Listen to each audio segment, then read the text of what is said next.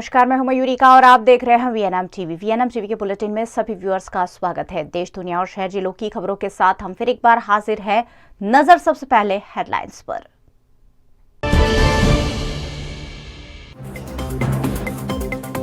अपने बयान से फिर पलट गया पाकिस्तान। कश्मीर मसले पर बातचीत के न्योते के बाद कहा 370 करे बहाल।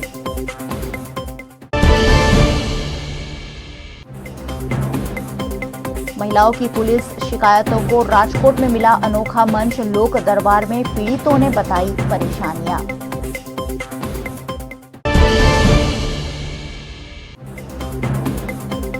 और वडोदरा में 21 जनवरी तक होगी पानी की टंकियों की सफाई। जल आपूर्ति में आएगी समस्या।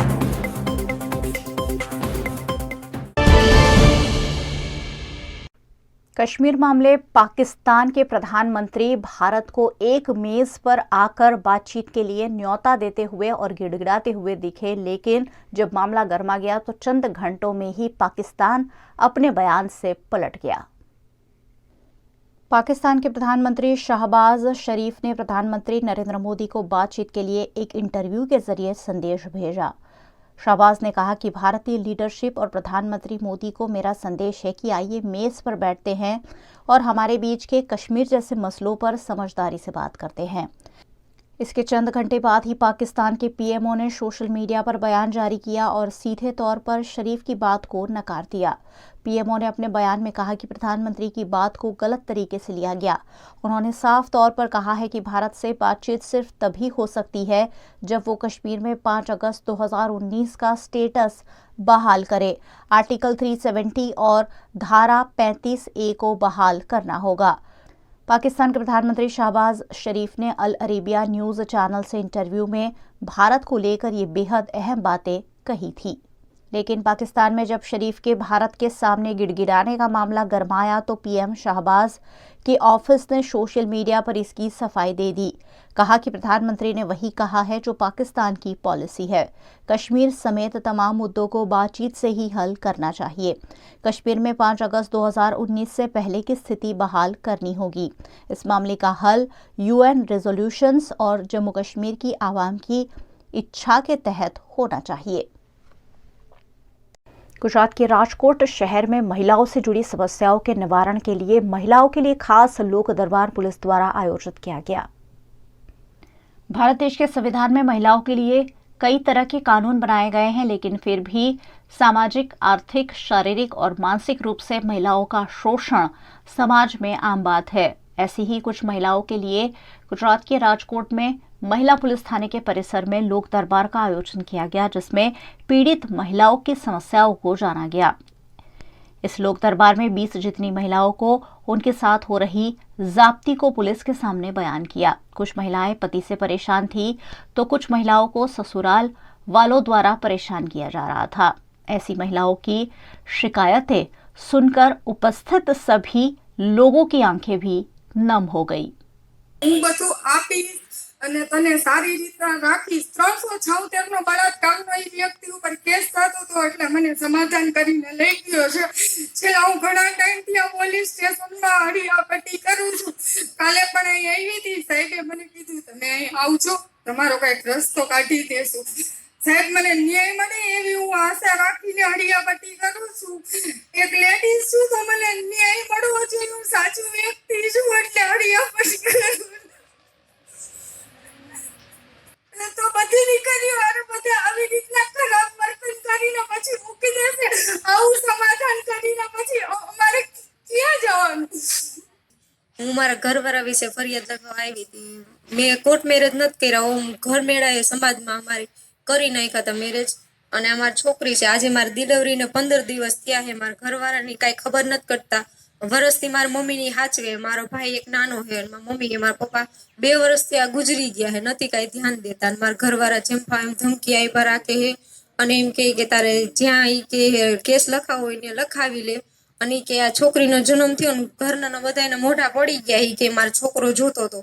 તો પછી મને કરડવણી કરી રાખે, હેરાન કરે ને મારા સાસુ સસરા મને બહુ ત્રાસ આપે, મને રાખતા નથી અને મને ડિલિવરીમાં છોકરી મારા પેટમાં હતી ને ત્યારે મને બહુ કડવણી કરતા હતા, હેરાન કરતા હતા. એ કે મારે આ છોકરી જોતી જ નથી, કે તમે બે માં દીકરી કે દવા પીને મરી જાઓ, મારી માં કોઈ નથી, મારા પપ્પા ગુજરી ગયા 2 વર્ષ જેવું થયું, મારા મામા ને મારા નાની અમારું ભરણ પોષણ પૂરું પાડે, મારી મમ્મી માં કોઈ નથી, મારો નાનો ભાઈ છે, મને જેમ મને ન્યાય મળે એમ કરો. અને મારા ઘરવાળો ગુનામાં ગુનો હે ને અને કામણગારા આ વિદ્યા જંફાન શીખે હે ને ભુવા ગતિના કાવતરા કરે હે, ચરસ ગાંજાના ધંધા કરે હે, બધી રીતના કડવણી કરે ને હેરાન કરે. વાલ્મીકી સમાજ કર્મચારી સફાઈ વાળા પતિએ બધું જુગારમાં બધું હારી ગયું અને પછી મને વર્ષ દિવસ થઈ ગયું, લેવા જ નથી આવતો. પોણા 2 વર્ષના બાબાને લઈને અત્યારે હું બધા રખું છું. આજે 10 દિવસથી હું અહીંયા ધક્કા ખાઉં છું. મારો પોણા 2 વર્ષનો બાબો બીમાર પડ્યો છે. મારી પાસે અત્યારે મારી બધી જવાબદારી હતી અને મને ભય અને ફૂવા ઉઠાવે છે. મારી પાસે અત્યારે હું ભણેલી છું, BCA કમ્પ્લીટ છું, પણ મારો બાબો નાનો છે તો હું જોબ નથી કરી શકતી. અત્યારે ભણેલી ગણેલી હોવા છતાં એટલી લાચાર છું ને કે કઈ समझाતું નથી, શું કરું. इस लोक दरबार में डीसीपी ट्रैफिक और महिला पुलिस थाने का चार्ज संभालने वाली आईपीएस पूजा यादव, एसीपी बारिया समेत की महिला पुलिस अधिकारियों की खास उपस्थिति रही। इन सभी ने इन महिलाओं की समस्याओं को जल्द से जल्द सुलझाने की कटिबद्धता भी जताई है। आज महिला पुलिस स्टेशन में हमने महिलाओं के प्रश्न के लिए लोक दरबार आयोजन किया। उसमें काफ़ी सारी महिलाओं ने अपने प्रश्न भी रखे थे और कितनी महिलाएं पीड़ित हैं वो देख के हमें भी बहुत ही दुख होता है। तो जितने भी नए प्रश्न हमारे सामने आए उसको हमने तुरंत ही रिटर्न में कंप्लेंट में हम दे रहे हैं और उनका जल्द से जल्द निराकरण हो, ऐसी हमारी कोशिश रहेगी। अगर किसी भी महिला को कोई भी अगर परेशानी है और कोई भी झिझक है तो उसमें वो डायरेक्टली आके मेरे से मिल सकती है, अपने महिला पुलिस स्टेशन में आके रिटर्न में कंप्लेंट दे सकते हैं। हमारे एसीपी है महिला बारिया, मेरे पीआई है भार्गव जनकार, इनसे मिल सकते हैं और कोई भी महिला से रिलेटेड कोई भी प्रश्न है उसमें हमारी सबकी यही कोशिश रहेगी कि जल्द से जल्द निराकरण हो, हम सबको न्याय मिले। गुजरात के वडोदरा में 21 जनवरी तक विभिन्न इलाकों की पानी की टंकियों की सफाई की योजना बनाई गई है। ऐसे में कई इलाकों में सुचारू जल आपूर्ति नहीं हो पाएगी। वडोदरा के पूर्व जोन इलाके में आजवा रोड टंकी से जल आपूर्ति की डिलीवरी लाइन में रिसाव हो गया है, जिसकी मरम्मत कार्यवाही आज शुरू की गई है। ऐसे में आज सुबह जल आपूर्ति के बाद दोपहर के 12 बजे से रिसाव के रिपेयरिंग का काम शुरू किया गया है, जिससे आजवा टांकी से जिन इलाकों में पानी पहुंचाया जाता है वहां शाम को पानी की आपूर्ति नहीं हो रही है। किशनवाड़ी, पूजा पार्क, बिलीपत्र, खोडियार नगर चौरस्ता, एसआर पेट्रोल पंप तक, रघुकुल विद्यालय के आसपास का इलाका और 9 से 10 जोन में नवजीवन से राम पार्क सोसाइटी, बापोद तालाब के पीछे का हिस्सा, इन सभी इलाकों में आज शाम को पानी नहीं मिलेगा। कल सुबह भी मरम्मत के बाद आजवा रोड टंकी से सुबह का पानी थोड़ी देर से छोड़ा जाएगा और वो भी कम प्रेशर के साथ ही छोड़ा जाएगा। 21 जनवरी तक वडोदरा म्यूनिसिपल कॉरपोरेशन द्वारा पानी की टंकियों की संप की सफाई कार्यवाही शुरू की गई है, जिसमें आज कलाली टंकी, 18 जनवरी को गायत्री नगर टंकी, 19 जनवरी को हरिनगर, 20 जनवरी को तांदलजा, 21 जनवरी को गोरवा के टांकी की संप की सफाई होगी। जिस टंकी में सफाई की कार्रवाई होगी वहां शाम को दिए जाने वाला पानी सफाई की कार्रवाई पूरी होने के बाद देर से दिया जाएगा। पूरा भारत इन दिनों ठंड की चपेट में है, जिससे गुजरात राज्य भी अछूता नहीं है। देश भर में ठंड के शीत लहर से जनजीवन प्रभावित हो रहा है। देश भर में इन दिनों कड़ाके की ठंड पड़ रही है। देश में कड़कड़ाती सर्दी का दौर अभी 2-3 दिन और जारी रहेगा। मौसम विभाग के मुताबिक उत्तर के मैदानी क्षेत्रों में न्यूनतम पारा 2 डिग्री सेल्सियस तक जा सकता है। इसकी वजह कश्मीर, हिमाचल प्रदेश और उत्तराखंड में हो रही बारिश और बर्फबारी है। राजस्थान में 6 शहरों का तापमान माइनस में और 2 शहरों का पारा 0 डिग्री रिकॉर्ड किया गया। वहीं पंजाब के 12 जिलों में पारा 3 डिग्री तक पहुंच गया है। इसके चलते ये जिले सबसे ज्यादा ठंडे रहे। कोहरे के कारण उत्तर रेलवे क्षेत्र में कई ट्रेनें देरी से चल रही है। वहीं दिल्ली में भी एक दिन की राहत के बाद फिर से सर्दी बढ़ गई है। मंगलवार की सुबह दिल्ली के सफदरगंज में न्यूनतम तापमान 4.6 डिग्री सेल्सियस दर्ज किया गया। वहीं पालम में सुबह 5:30 बजे न्यूनतम तापमान 6 डिग्री सेल्सियस बना रहा। दिल्ली में अगले 6 दिनों के लिए शीतलहर और घने कोहरे का अलर्ट जारी किया गया है। राजस्थान में पहली बार 6 शहरों का तापमान माइनस में चला गया है। 2 दिन और यहां शीतलहर सताने का अंदाजा मौसम विभाग ने लगाया है। माउंट आबू में पारा -6 डिग्री, जौबनेर में -4.2 डिग्री, फतेहपुर में -3.7 डिग्री, चूरू में -2.5 डिग्री, सीकर में -2.0 डिग्री, करौली में -1.4 डिग्री तक तापमान का पारा गिर जाने से जनजीवन काफी प्रभावित हुआ है। उत्तर प्रदेश में भी कड़ाके की ठंड देखने मिल रही है। वहीं गुजरात में भी शीतलहर से लोग परेशान हो रहे हैं। उत्तर पूर्व से आ रही ठंडी हवाओं के चलते अहमदाबाद समेत पूरे गुजरात राज्य में ठंड का कहर देखने मिल रहा है। हिमालयी इलाके में हुई बर्फबारी से लगातार गुजरात में ठंड का माहौल बना हुआ है। अहमदाबाद में सोमवार को लघुत्तम तापमान 7.6 डिग्री पहुंच गया है। एक साल बाद जनवरी में ये सबसे लघुत्तम तापमान अहमदाबाद में दर्ज हुआ है। आने वाले 2 दिनों तक गुजरात राज्य में ऐसी ही ठंड बने रहने के आसार मौसम विभाग ने जताए हैं। गुजरात की राजधानी गांधीनगर में भी 5.3 डिग्री लघुत्तम तापमान दर्ज किया गया है। गांधीनगर में आने वाले 4 दिनों में 8 से 11 डिग्री के आसपास लघुत्तम तापमान दर्ज हो सकता है। राज्य के अन्य इलाकों में 10 डिग्री जितना लघुत्तम तापमान दर्ज किया गया है, जिसमें डीसा, पाटण, पोरबंदर, दाहोद, राजकोट, जामनगर, भूज, अमरेली, कंडला शामिल है। गुजरात के वडोदरा शहर में भी इन दिनों तापमान का पारा 12 डिग्री के आसपास चले जाने से लोग ठंड का अनुभव कर रहे हैं। ज्यादातर लोग अपने अपने घरों में ही रहना पसंद कर रहे हैं। गुजरात के अरवली जिले में भी तापमान में बड़ी गिरावट दर्ज की गई है। मोडासा समेत सभी तालुका में ठंड का कहर देखने मिल रहा है। लघुत्तम तापमान का पारा अरवली जिले में 8 डिग्री पर पहुंच गया है, जिससे लोग ठंड में ठिठुर रहे हैं। ठंड से बचने के लिए लोग गर्म कपड़ों के साथ साथ अंगीठी जलाकर अपने आप को गर्म रखने की कोशिश कर रहे हैं। ठंड के चलते जनजीवन काफी प्रभावित देखने मिल रहा है। आने वाले कुछ दिनों तक गुजरात में ठंड का कहर लोगों को झेलना पड़ सकता है। गुजरात के वडोदरा शहर में तापमान का पारा इन दिनों 10 से 12 डिग्री दर्ज हो रहा है। वहीं वडोदरा से 13 किलोमीटर की दूरी पर स्थित सिंदरोट का तापमान 5 से 6 डिग्री पहुंच गया है। गुजरात में इन दिनों शीतलहर चल रही है, जिसका भोग गुजरात का वडोदरा शहर भी बना हुआ है। वडोदरा में 14 जनवरी को 8.4 डिग्री न्यूनतम तापमान दर्ज किया गया, जो सीजन का सबसे ठंडा दिन था। शहर से 13 किलोमीटर दूरी पर स्थित महिसागर नदी के किनारे बसे हुए सिंदरोट गांव में 14 जनवरी को ठंडी का पारा 5.78 डिग्री दर्ज किया गया। वडोदरा से सिंदरोट के टेम्परेचर में 3 डिग्री का डिफरेंस देखने मिला। इस मामले गुजरात नेचर कंजर्वेशन सोसाइटी के मुकेश पाठक ने कहा कि सिंदरोट में जनवरी महीने में मकर संक्रांति के दिन पिछले 20 साल में पहली बार ठंड का पारा 5.78 डिग्री तक पहुंच गया। सिंदरोट में पिछले 20 साल के दौरान सबसे ठंडा दिन फरवरी 2012 में 3.92 डिग्री के साथ दर्ज किया गया था। पूरे राज्य में शीतलहर के चलते ज्यादातर शहरों में ठंड का पारा 10 डिग्री या उससे नीचे पहुंच गया है। वडोदरा में 16 जनवरी को लघुत्तम तापमान 10 डिग्री दर्ज किया गया। ठंड की वजह से लोगों को अपने अपने घरों में ही रहना पड़ रहा है। जिन्हें बाहर निकलना ही पड़ रहा है, वो गर्म कपड़े पहनकर अपने आप को ठंड से बचा रहे हैं। शीतलहर के चलते वडोदरा में ठंड का प्रकोप अगले 3 दिनों तक जारी रहेगा, ऐसी संभावना है। वडोदरा का महत्तम तापमान सोमवार को 27.2 डिग्री और लघुत्तम तापमान 10.4 डिग्री दर्ज किया गया। वीएनएम बुलेटिन में वक्त है एक छोटे से ब्रेक का। बने रहिए हमारे साथ। ब्रेक के उस पार भी खबरों का सिलसिला लगातार जारी रहेगा। देखते रहिए वीएनएम।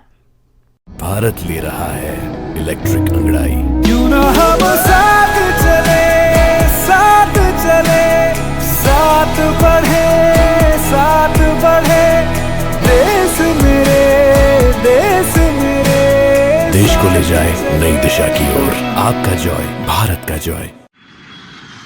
ધોરણ 12 પછી કેનેડામાં ઓછામાં ઓછા બજેટમાં કઈ રીતે સ્ટડી કરી શકાય એનું સંપૂર્ણ માર્ગદર્શન મેળવવા આજે જ વિઝિટ કરો કાનન ઇન્ટરનેશનલ, જ્યાં તમને મળશે IELTS, PTE, TOEFL, GRE અને સેટના કોચિંગ સાથે કોલેજ યુનિવર્સિટીના study options, facilities like mock test, SOP, EMI, education loan, visa filing અને pre departure everything under one roof. તો આજે જ આવો Kanan International at Trident complex, racecourse road, Vadodara. વડોદરાના ઘણા વિસ્તારો જેમ કે અકોટા, માંજલપુર, અલકાપુરી, મકરપુરા વગેરે વગેરે વિસ્તારોના લોકો ચિંતામાં છે. આ ચિંતાનું કારણ છે વડોદરાના લોકોમાં વધતી ઈર્ષા. જી હા, અને આ ઈર્ષાનો સ્ત્રોત છે તરસાલી એરિયામાં આવેલ રેઝિડેન્શિયલ પ્રોજેક્ટ દર્શનમ પ્લેસ.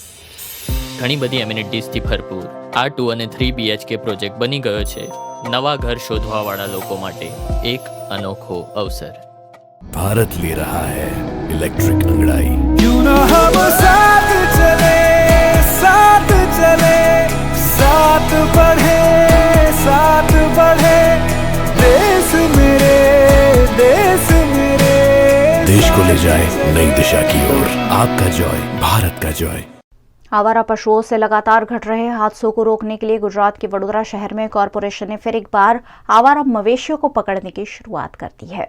आवारा पशुओं की त्रासदी गुजरात सरकार के लिए सिरदर्द बनी हुई है। इसी बीच गुजरात के मुख्यमंत्री भूपेंद्र पटेल ने राज्य की महानगर पालिका के अधिकारियों के साथ बैठक कर आवारा मवेशियों को पकड़ने के निर्देश दिए थे, जिसी के तहत वडोदरा शहर में फिर एक बार आवारा पशुओं को पकड़ने की कार्यवाही शुरू कर दी गई है। वडोदरा के गोत्री में नंदालय रोड पर ही पशुओं को बांध कर रखा जाता है। ऐसे में सभी पशुओं को तबेलों में रखने की सूचना दी गई। इस दौरान 2 आवारा मवेशियों को पकड़ा भी गया। ऐसे मौके पर पश्चिम जोन के डिप्टी म्यूनिसिपल कमिश्नर सुरेश तुवेर और साथी वार्ड अधिकारियों की भी उपस्थिति रही। पुलिस की मौजूदगी में इस कार्यवाही को अंजाम दिया गया। आप जाणो छो कि जे आखा वडोदरा शहरना तमाम वोर्डमां ढोर पार्टीनी टीम, वोर्डनी टीम, एन्जिनियरिंग अने रेवन्यू स्टाफ साथे अत्यारे रखड़ता ढोर होय, खास करीने जे बिनवारसी होय, गमे रखड़ता होय अने रस्ता पर कोईने नडतरूप एवी रीते ढोर रखड़ता होय अने पकड़वानी कामगीरी सवारने 5 वाग्याथी पोलीस स्टाफ साथे राखीने शरू करवामां आवेली छे। एना अनुसंधानमां आज वडसर, बायली, कलाली, अटलादरा अने अत्यारे आपणे धरमपुरा विસ્તારમાં આપણે ફરી રહ્યા છે। તો અને જે લોકો રખડતા ઢોર મૂકશે તેને પકડવાની અને બાકીના જે ઢોર જે પશુપાલકો છે એમને પણ વિનંતી કરવામાં આવી રહી છે કે તેમના ઢોર રખડતા મૂકશે નહીં અને તેમને તબેલામાં જ રાખશે। ત્યારે અમારી પાસે 2 ઢોર પકડવામાં આવ્યા છે અને બીજે હજી પકડવાની કામગીરી શરૂ છે। गुजरात के वडोदरा में स्वास्थ्य विभाग द्वारा कोविशील्ड का बूस्टर डोज लगाने की शुरुआत आज से कर दी गई है।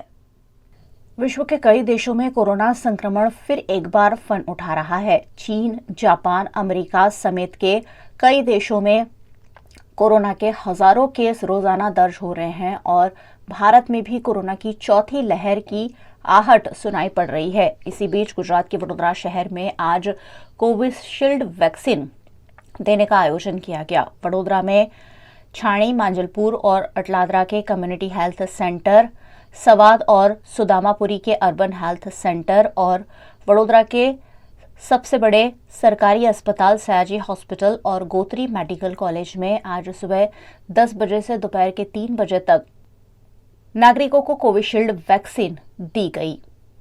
SSG हॉस्पिटल में कोविशील्ड जो वैक्सीन जो आज से चालू हुआ है यहाँ पे, वो लेने के लिए मैं आया था और मैंने ऑलरेडी वैक्सीन ले लिया है, कोई भी प्रॉब्लम नहीं है। तो मेरा एक सजेशन है सबको कि अभी ये कोविड का वापस थोड़ा ह्यूमरस आ रहा है, तो हो सके तो जल्द से जल्द अपना वैक्सीन ले लें। 2 डोज ऑलरेडी पहले दे दिया था, अब ये बूस्टर डोज मैंने लिया है।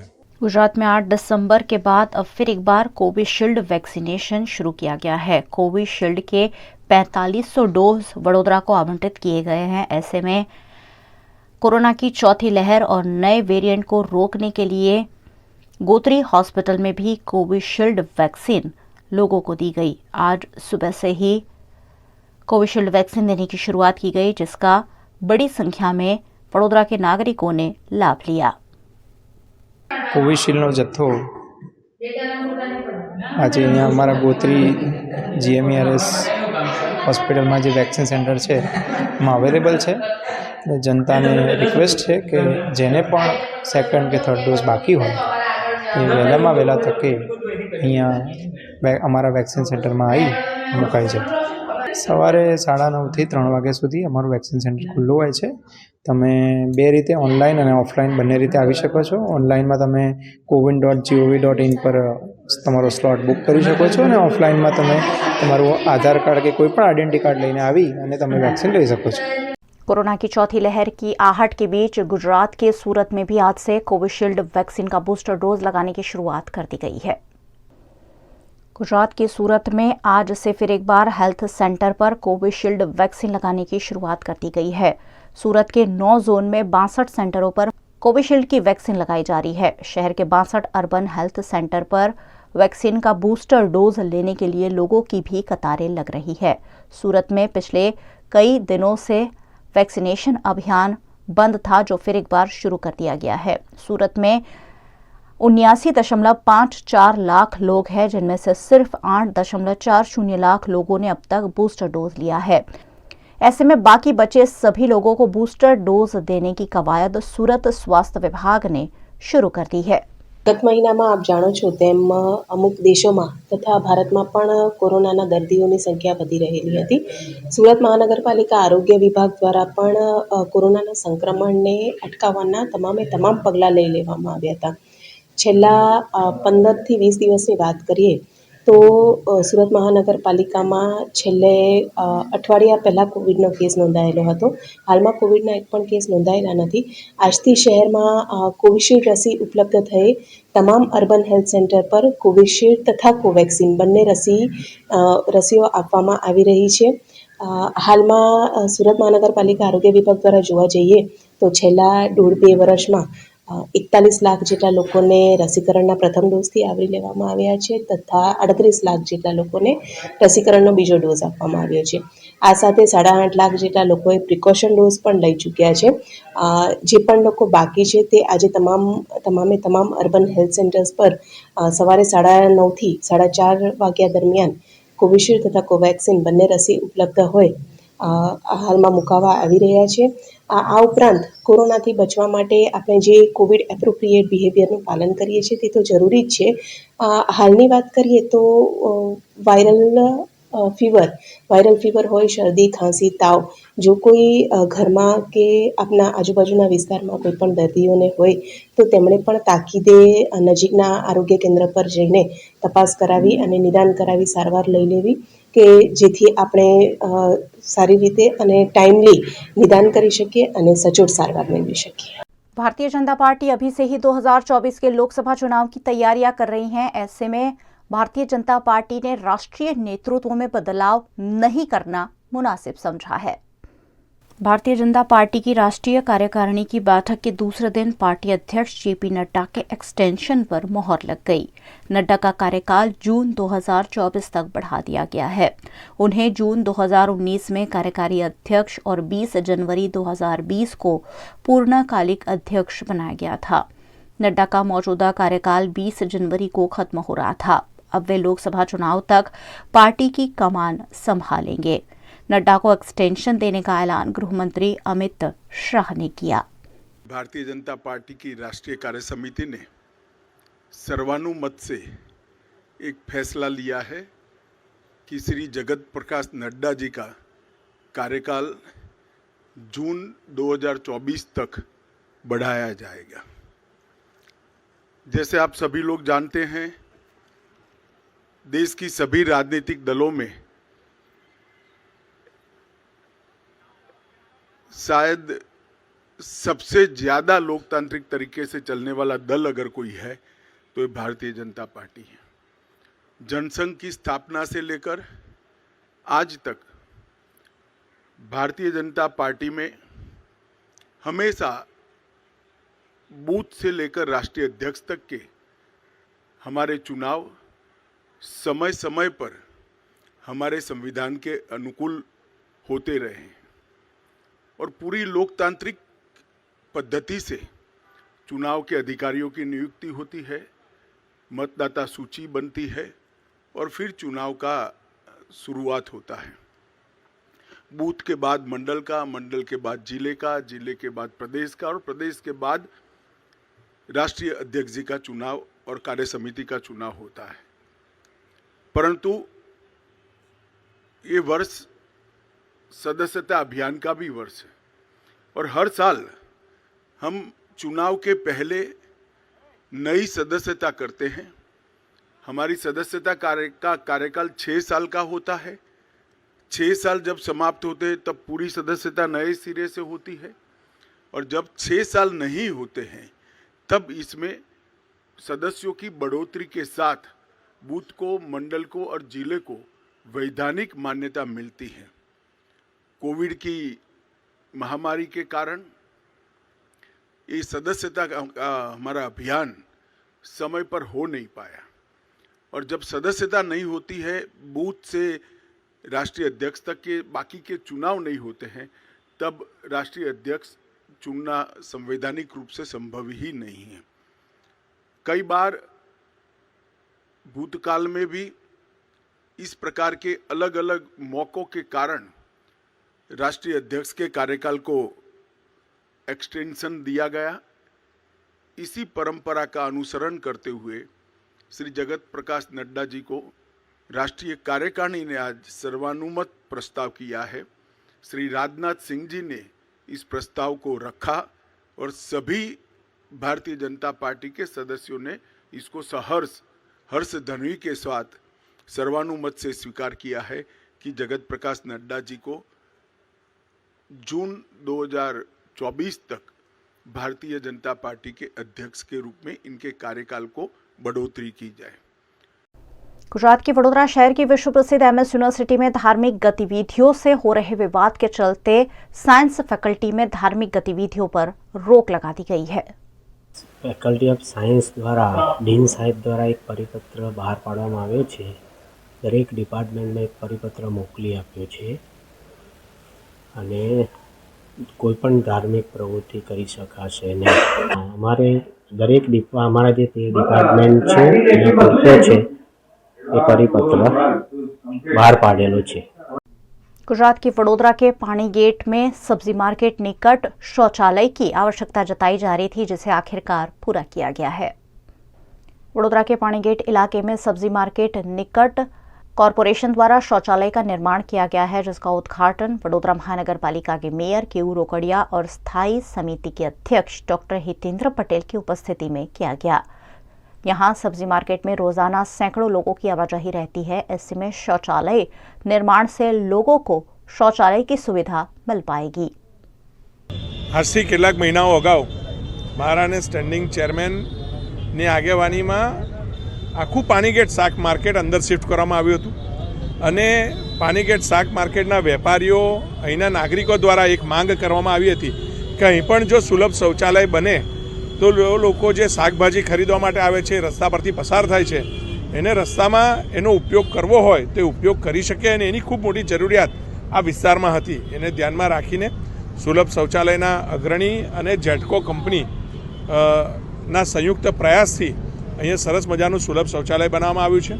અહીંના આ જો અહીંથી પસાર થતા નાગરિકો, શાકભાજી ખરીદવા આવતા નાગરિકો, શાકભાજીના વેપારીઓ, આજુબાજુવાળા પણ આનો ઉપયોગ કરી શકે એના માટેની એક સુવિધા આથી કોર્પોરેશન દ્વારા ખુલ્લી મૂકવામાં આવી છે।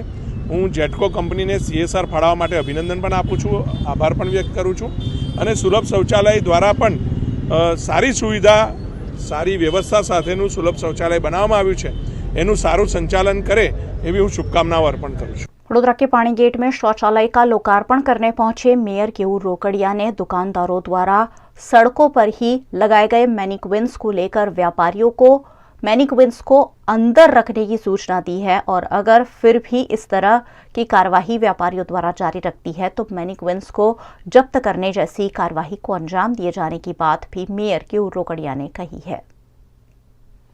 આજે સુલભ શૌચાલયનું ઉદ્ઘાટન કરીને પરત ફરતા રસ્તા પર બંને બાજુ મેનિક્વિન્સની હારમાળા જોવામાં આવી હતી, જેથી આજે અમે દુકાનદારોને સમજાવવાનો પ્રયત્ન કર્યો છે કે તમારા મેનિક્વિન્સ તમારી પ્રિમાઇસીસમાં રાખો, દુકાનમાં રાખો, દુકાનની બહાર શટરમાં રાખો। જો એ રોડ પર પાર્કિંગની જગ્યામાં મૂકવામાં આવશે તો કોર્પોરેશન આગામી દિવસમાં કાર્યવાહી કરશે. આજે વેપારીઓએ એ મેનિક્વિન્સ હટાવીને અંદર મૂક્યા છે. આમ છતાં પણ ભવિષ્યમાં જો મેનિક્વિન્સ બહાર રોડ પર મૂકવામાં આવશે तो दुकान बंद करवा सुधीनी कार्रवाई हमें करीशुं. वीएनए बुलेटिन में वक्त है छोटे से ब्रेक का. बने रहिए हमारे साथ. ब्रेक के उस पार भी खबरों का सिलसिला लगातार जारी रहेगा. देखते रहिए वीएनए. भारत ले रहा है इलेक्ट्रिक अंगड़ाई. क्यों ना हम साथ चले, साथ बढ़े, देश मेरे, देश को ले जाए नई दिशा की ओर. आपका जॉय, भारत का जॉय. ધોરણ 12 પછી કેનેડામાં ઓછામાં ઓછા બજેટમાં કઈ રીતે સ્ટડી કરી શકાય એનું સંપૂર્ણ માર્ગદર્શન મેળવવા આજે જ વિઝિટ કરો કાનન ઇન્ટરનેશનલ, જ્યાં તમને મળશે IELTS, PTE, TOEFL, GRE અને સેટના કોચિંગ સાથે કોલેજ યુનિવર્સિટીના study options, facilities like mock test, SOP, EMI, education loan, visa filing અને pre departure everything under one roof. તો આજે જ આવો Kanan International at Trident complex, racecourse road, Vadodara. વડોદરાના ઘણા વિસ્તારો જેમ કે અકોટા, માંજલપુર, અલકાપુરી, મકરપુરા વગેરે વગેરે વિસ્તારોના લોકો ચિંતામાં છે. આ ચિંતાનું કારણ છે વડોદરાના લોકોમાં વધતી ઈર્ષા. જી હા, અને આ ઈર્ષાનો સ્ત્રોત છે તરસાલી એરિયામાં આવેલ રેઝિડેન્શિયલ પ્રોજેક્ટ દર્શનમ પ્લેસ. ઘણી બધી એમ્યુનિટીઝથી ભરપૂર આ 2 અને 3 BHK પ્રોજેક્ટ બની ગયો છે નવા ઘર શોધવાવાળા લોકો માટે એક અનોખો અવસર. भारत ले रहा है इलेक्ट्रिक अंगड़ाई. क्यों ना हम साथ चले,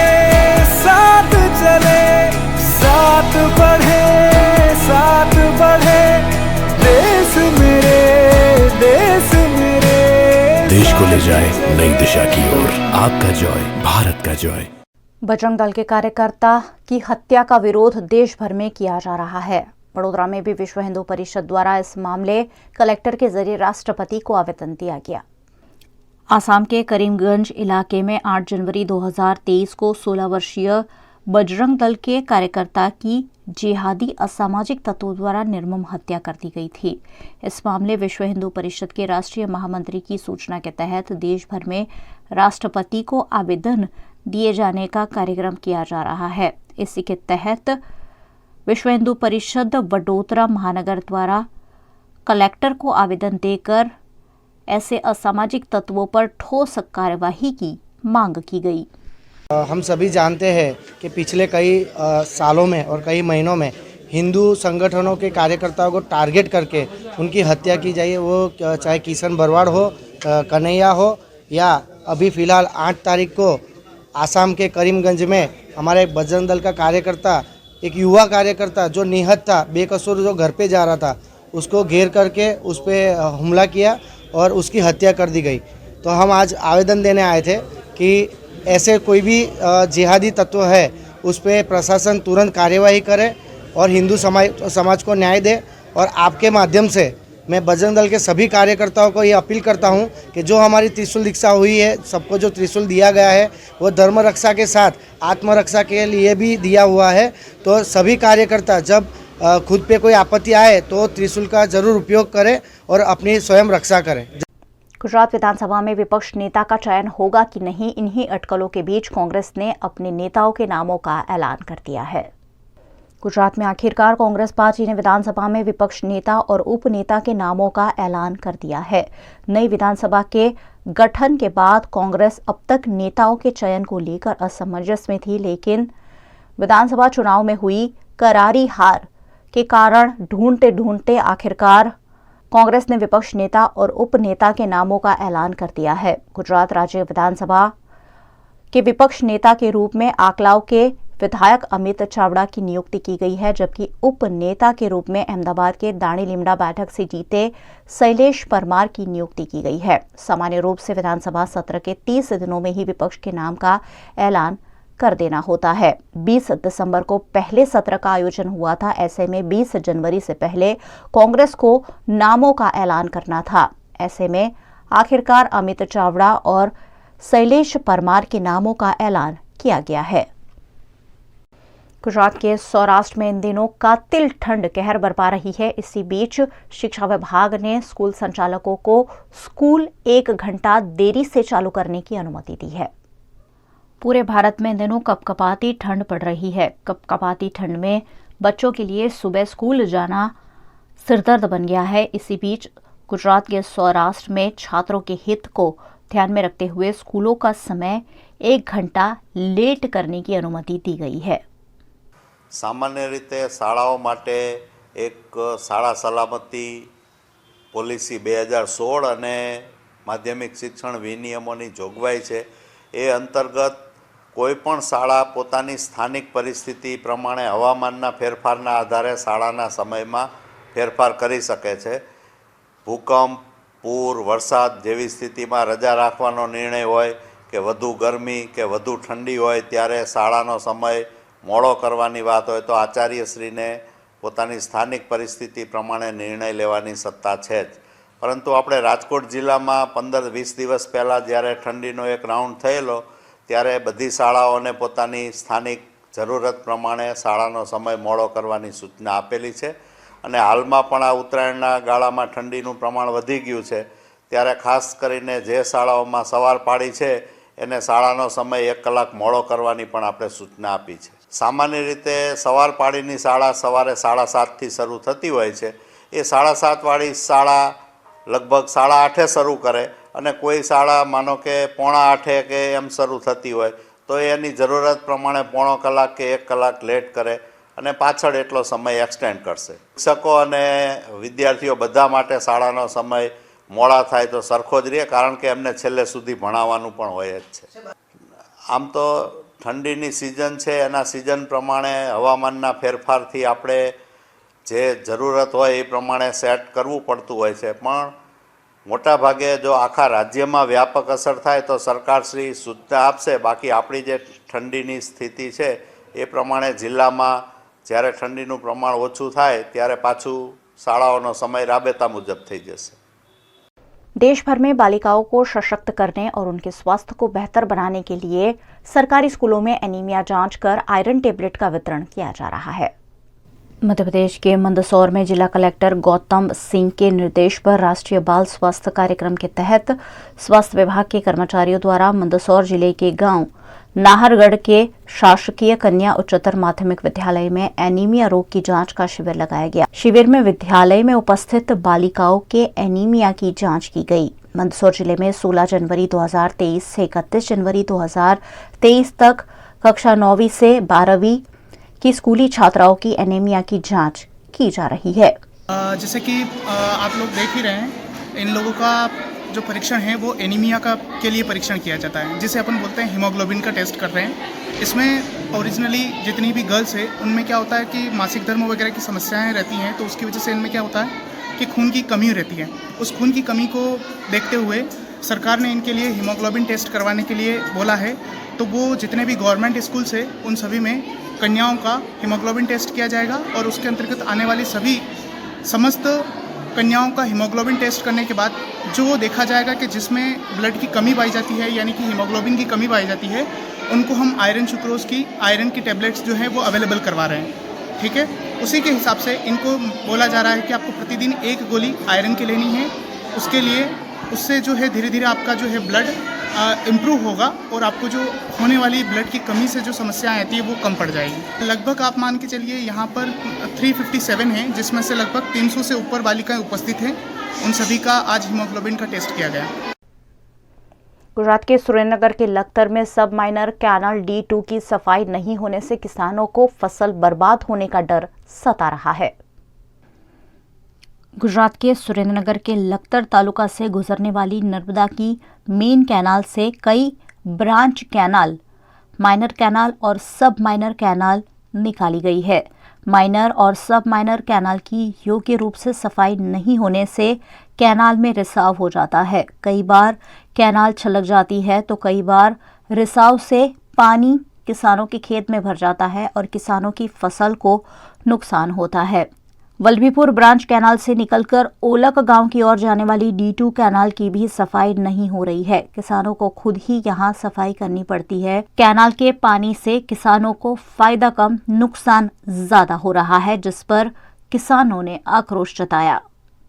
नर्मदा निगमनी माइनोर 1 में आ कैनाल 20 દિવસથી હું કે અધિકારીને કહું છું પણ કંઈ સાફ નથી કરતા અને આગળ બધી સાફ કરી છે, આજ સાફ નથી કરતા। પાણી વધારે આવે ત્યારે આ ભરાવો થાય અને અમારા ખેતરમાં ખાર ફૂટે છે અને આ બાગાયતી ખેતી અમે કરેલી છે, લીંબુ ચીકુડી, એને નુકસાન થવાનો મોટો સંભવ છે। ઘણી રજૂઆત કરું છું, ફોન કર્યા, એમને વિડીયો મોકલાયા, છતાં કોઈ આનું નિરાકરણ લાવતા નથી। દેદી કરી અને આજ મહિનાથી કશું જ કરતા નથી સાફ। તો અમારે આ મહા મહેનતે ઉછારેલું બધું અમારું મહેનત હેડે જાય એવું છે। તો આ લોકોની મિલી ભગતના હિસાબે અમે ખેડૂત હેરાન થઈ છીએ। તો અમારા સામું કોઈ જોતું નથી, અમને જવાબે નથી દેતા। તો અમારે ના છૂટકે આ બધું કરવું પડે ને કહેવું પડે છે। તો અમારી એટલી નમ્ર વિનંતી છે કે આટલું અમને એક જલ્દીથી સાફ કરી દે તો આ પાણીનો જે રોકાવો થાય છે એ થાય નહીં। કેનલ સાફ હોય તો પાણી આગળ નીકળી જાય અને અમારા ખેતરને નુકસાન ન આવે। गुजरात के वडोदरा के स्टेशन इलाके में तब अफरा तफरी मच गई जब ट्रैफिक पुलिस की कैबिन में अचानक आग लग गई। गुजरात के वडोदरा शहर में रेलवे स्टेशन के सामने ट्रैफिक पुलिस की कैबिन में आग लगने की घटना सामने आई। देखते ही देखते आग ने बड़ा स्वरूप धारण कर लिया। ट्रैफिक पुलिस कैबिन में कचरे के ढेर देखे गए और कचरे के ढेर में ही शायद किसी ने बीड़ी या सिगरेट पीकर फेंक दी हो, उसी की वजह से ये आग लग गई। फौरन घटना की जानकारी दमकल विभाग को दी गई। दमकल विभाग ने मौके पर पहुंचकर आग पर काबू पाया। ऐसा हुआ था, यहाँ पे हम लोग ऑटो रिक्शा वाले हैं, तो जैसे यहाँ पे आग थोड़ी वडोदरा रेलवे स्टेशन के सामने थोड़ी हल्की हल्की सी आग जल रही थी। तो आग ने जैसे हवा का भी अभी तुम देख लो, ये ठंडी का वातावरण है और ठंडी ने हवा ने ज़्यादा वातावरण पकड़ा और ऐसे लग रहा था ये आग थोड़ी और 10 मिनट ज़्यादा रहती तो ये सामने जो बाइकें फाइकें हैं ये जल के खाक हो जाती हैं और आग ने ज़्यादा अपना वो नो पकड़ा है। जैसे यहाँ पे कोई ध्यान नहीं देता है। ध्यान क्यों नहीं देता है? ये जो आजू बाजू के जो कचरा वगैरह है, सब वडोदरा का जितना भी कचरा है ये सब यहाँ पे डाल के जाते हैं और यहाँ पे गंदगी, संडास, बाथरूम ये बाजू में सब बना है। आप यहाँ पे देख लो, कोई भी नहीं, सब यहाँ पे संडास बाथरूम यहीं करके जाते हैं और जो कचरा होता है चाय पानी का, नाश्ते का, और सब यहीं फेंक के आते हैं और उसकी वजह से कोई इंसान ने, कोई भी बच्चे, कोई भी इंसान ने यहाँ पे आग लगाई और आग धीमे धीमे वातावरण में से पकड़ के और ज्यादा आग को फुल हो गई। वीएनएम बुलेटिन में आज बस इतना ही। वीएनएम के समाचारों को आप रोज रात 9 बजे फेसबुक और यूट्यूब पर तो लाइव देखते ही है, साथ ही वोडाफोन टीवी और जियो टीवी पर भी वीएनएम टीवी को लाइव 24 घंटे देखा जा सकता है। देखते रहिए वीएनएम, जुड़े रहिए वीएनएम के साथ। नमस्कार।